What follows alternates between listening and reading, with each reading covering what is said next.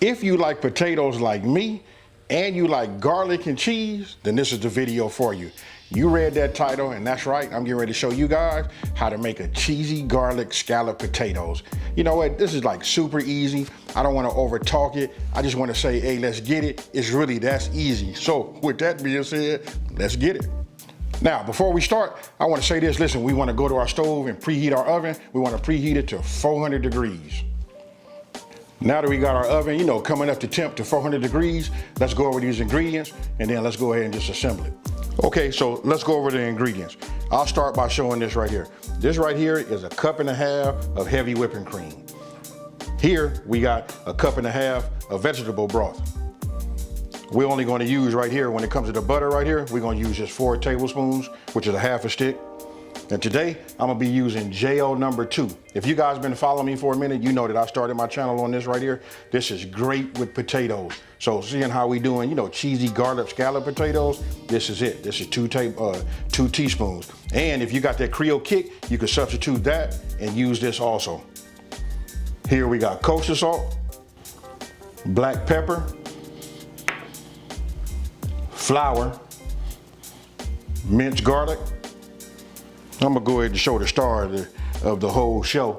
This is about 5 pounds of russet potatoes. These right here, I'm gonna go ahead and wash these, peel them, and then I'm gonna use this mandolin right here, just to slice them down. And I'm probably gonna do them about 1/8 of an inch thick. They might be a little thinner, but that right there, you just wanna be consistent.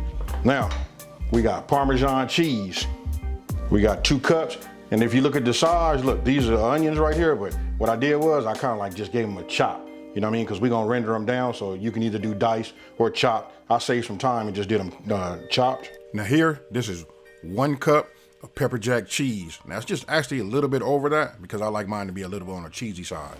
And I'm gonna show you this right here. Listen, it's 3 cups total.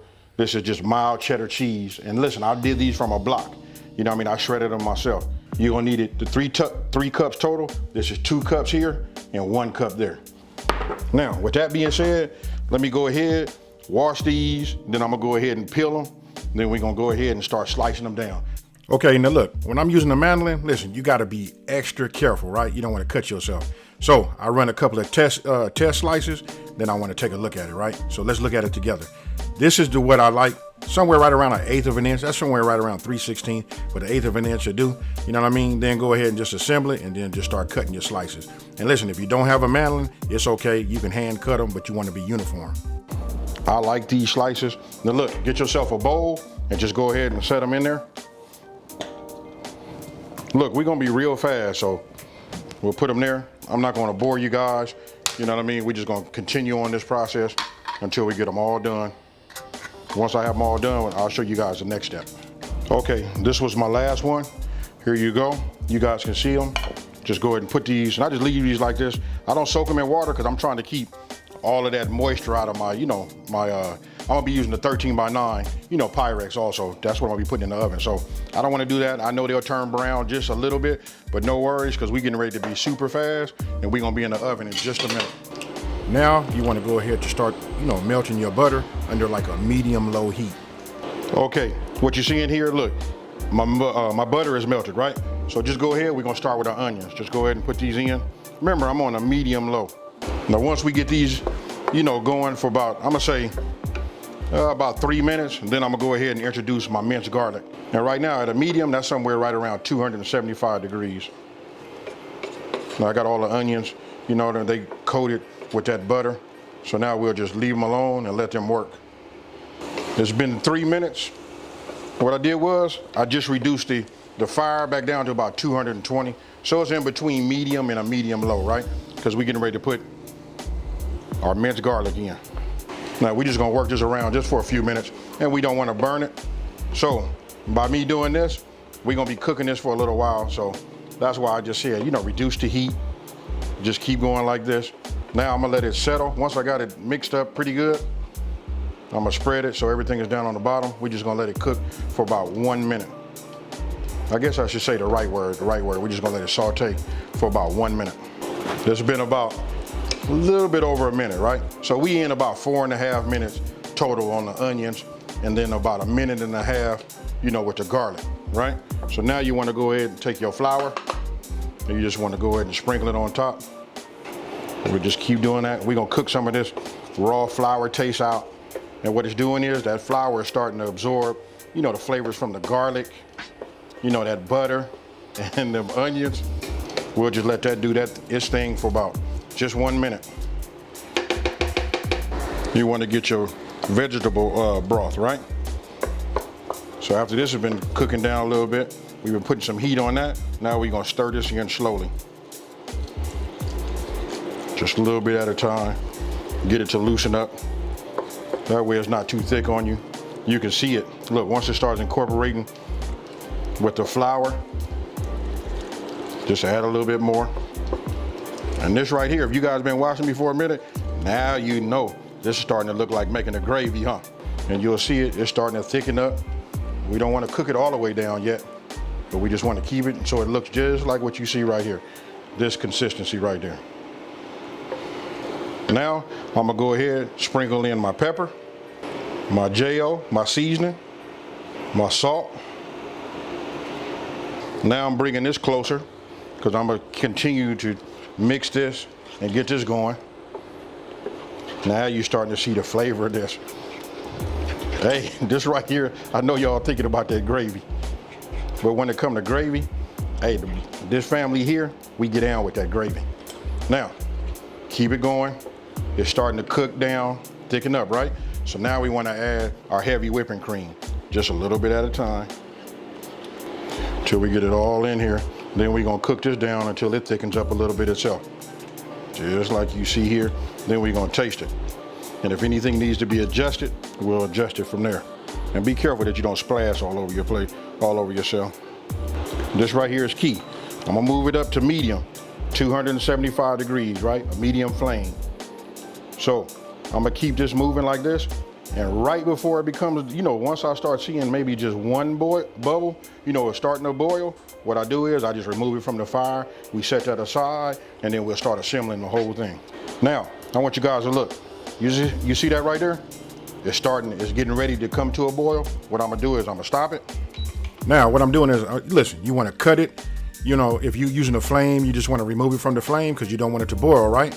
So I set it on my cutting board, and what I'm doing is, you remember we separated our cheese. We had 2 cups and 1 cup. You take the one that had the 2 cups of the cheddar, and then you just want to go ahead and pour it in there, and we're gonna let the heat, because remember it was just getting ready to start to boil. And then you just want to add your 2 cups of shredded cheese and just give it a stir, and then we're gonna let it sit up. Now, get yourself, get your pan or whatever you're using. Listen, here I made a mistake, and I'm gonna remember this when it comes time to clean it. You want to spray it with a non-stick, spray, right? And this is the sour cream, which you guys didn't see in the very beginning, but that's 1 cup. Get yourself a spatula and then go ahead and start putting it on there, because we're gonna layer everything in thirds. So it's gonna be 1/3 of your sour cream. So I brought my sauce back over here, right? So we're gonna do everything in thirds. We're doing 1/3 of our potatoes, you know what I mean? 1/3 of our sour cream, 1/3 of our cheeses, and 1/3 of our cheese sauce. So this might get a little messy, but we're just gonna add a little bit like this.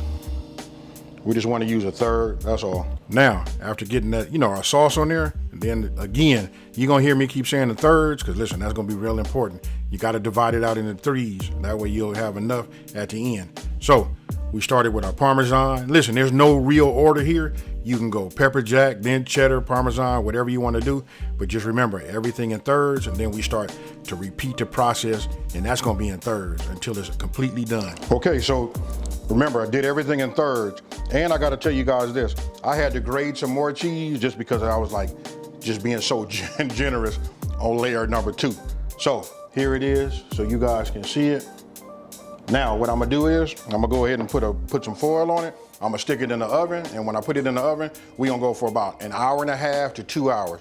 Now, after 1.5 hours, listen, we come out of there, and now you want to be real careful when it comes to removing this foil, because it's gonna be hot, it's gonna be a lot of steam, it'll burn your fingertips. And then listen, so once we open it, what we're gonna do is we're gonna be careful, then we're gonna get ourselves a toothpick, and then we're gonna use a toothpick to check to see the doneness of the potatoes. And after that, if those are good, we're gonna go back into the oven for about 20 minutes to brown the cheese. Okay, as you guys can see, look, it's boiling, got a little color over the top. So what I'm gonna do now is I'm gonna let it, you know, rest for about, I'm gonna say, cause we need to let it cool down before we even cut it. And I'm gonna set a timer for 15 minutes, and then we're gonna come back, and then we're gonna take a look at it. And if it needs to go a little bit further, we'll probably go maybe an extra 5 minutes, but. Okay, now this is it right here. This is after 15 minutes. It probably could have went maybe just a little longer, maybe like another 5 minutes. But as you see, when I pull this up, you can see that steam that comes off of it. And there you go. Okay, I want you guys to tell me what you think about this. Listen, like I said, if you like potatoes, you like a little garlic, and you like cheese, hey, this right here is like just hands down the way to go. Hey, listen, I'm gonna bring it up here so you guys can see. Let me do it like this. Let's see if we can get it to focus on there. You see that? Look at that. Ah, yeah. We about to tear into this, folks. There we go. Look, I got my fork, and I'm about to get it in. Oh, yeah. Man, it's so soft. Cheers, y'all.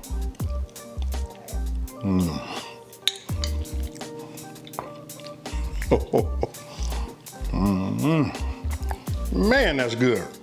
Hey, you guys gotta make this. And listen, if you're on IG, don't forget to tag me, that way I can see what you guys have. And if you don't have IG and you want to send me a picture when you guys make this, go ahead and just send it to my email at smokingandgrillingwithab, you know, at gmail.com. Hey, outside of that, listen, I don't want to overtalk this ending. I just want to say, hey, listen, if you're new to my channel, let me just take this time to say, thank you for watching.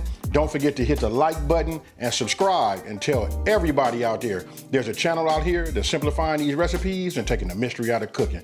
And with that being said, you guys, I'm about to eat this up and I'm out of here.